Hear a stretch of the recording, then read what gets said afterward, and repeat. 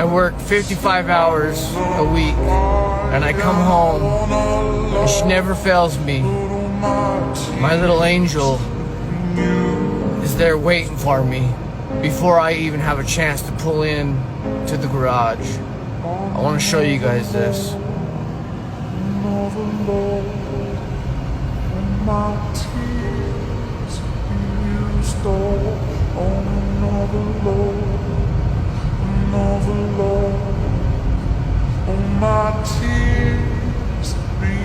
As soon as she hears that garage door open,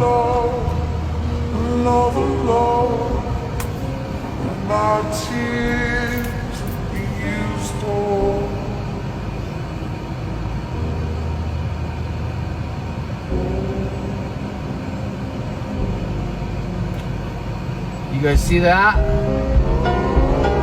That's the reason why I don't give up. That I can't give up. Because I have people who love me, who care about me. Sorry about that, guys. I didn't mean to do that. Look at that. This is what I come home to every single day. Hi, beautiful. Hi. I love you.